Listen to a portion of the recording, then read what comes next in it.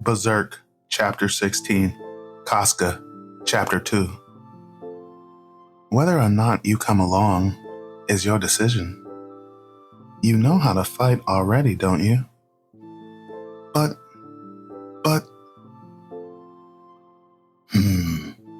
yo. Where?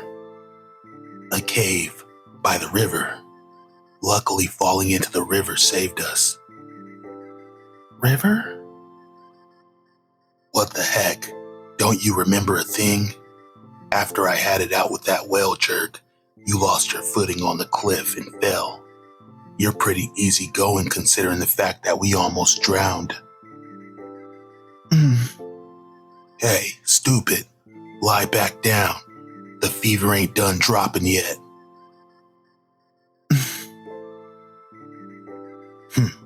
What could I do?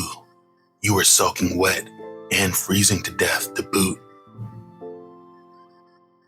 What's that look for? Here. What are you doing? That hurt a ton.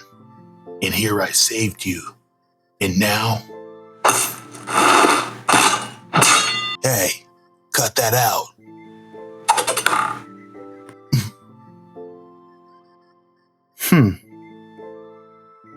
Hello? Are you finished now, you hysterical bitch? I ain't trying to lord this over you, but I am the one who almost died dragging you out the river with that armor on. Instead of one word of thanks, you hurl a knife at me.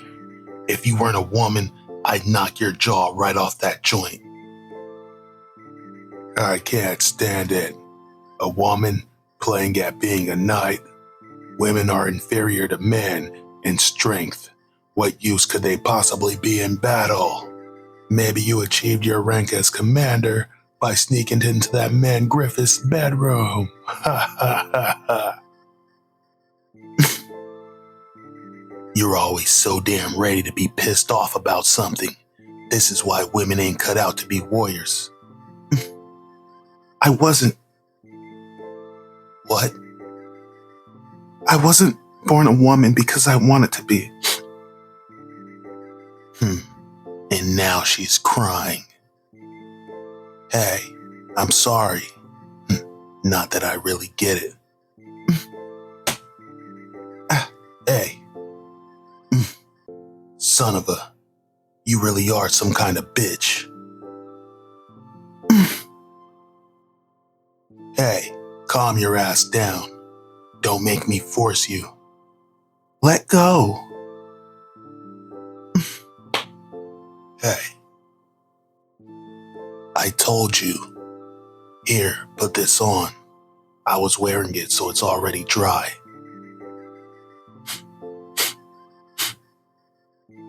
What? You still crying? Shut up and look away. It's pathetic. You're the only one I didn't want to be saved by. She really hates me. Shouldn't have saved her. So, speaking of which, why'd you join the Band of Hawk? Like I said before, ain't it rough for a woman fighting for a living? If you don't want to say it, then whatever. Griffith. It's Griffith. My village was poor, nestled in a mountain ravine. My land was barren, and we couldn't really grow much besides oats. Even so, we were bled dry by the taxes for the war effort. Having to go 3 days without food was a common thing. People even starved to death during the wintertime. Because my village was nearest to the border, oftentimes it involved skirmishes. When that happened, all we could do was hide in the mountains and wait silently while our homes and fields were ravaged.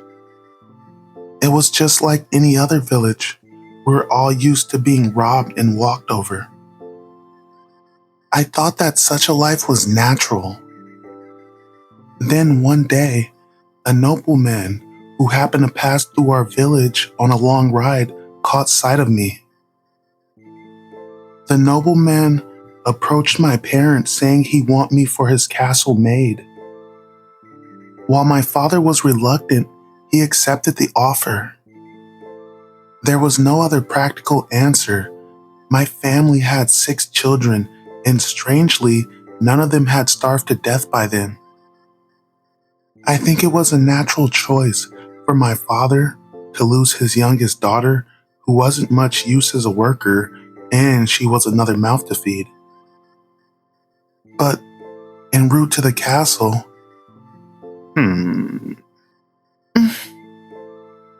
no. It was obvious when you think about it. This was his aim from the beginning. There's no nobleman whimsical enough to go out of his way to save a destitute girl he's never even seen before. I can't help it. It's natural. Those 2 ideas were always in my heart to help me stay connected to reality. But just then, does being born of nobility mean that you are chosen by God? So strange. It was as if the image of a saint adorning the walls of our village church had come into my life. He was awe-inspiring, an otherworldly spectacle. I thought that God had taken pity on this miserable, powerless girl and sent an angel. That's how it seemed for an instant to me at 12 years old. But what that angel extended to me was not a fairy tale-like helping hand in my time of need. If you have something to protect, take up that sword.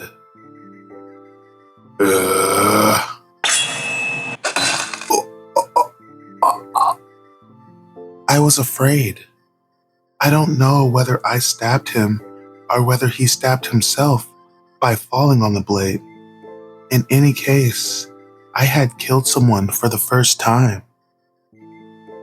I was so afraid I couldn't even speak or move from that spot. I was never going to let go of that sword with the blood dripping from it.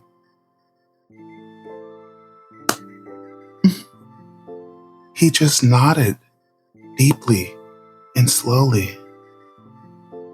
But that was the real helping hand that he extended to me. The fear didn't vanish completely, but the feeling of guilt and regret faded.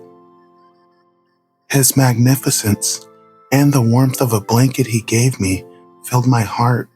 Griffith, we're finished over here. Are these people robbers? Wait. What should I do? Do as you wish. Let me come with you. On impulse, those words sprang from my mouth. Hey, don't joke around, girlie. We ain't just some thieves. We're collecting war funds so we can eventually set up an army. How could we fight with women and kids along? I can't go back to my village.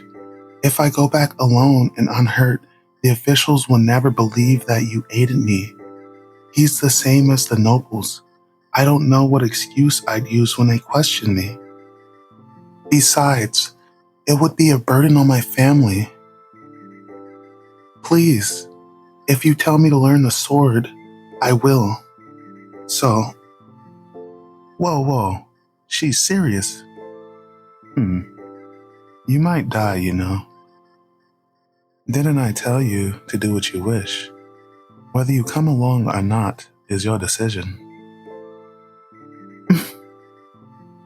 You know how to fight already, don't you? But, you were the one who gave me the sword and the blanket. To be continued.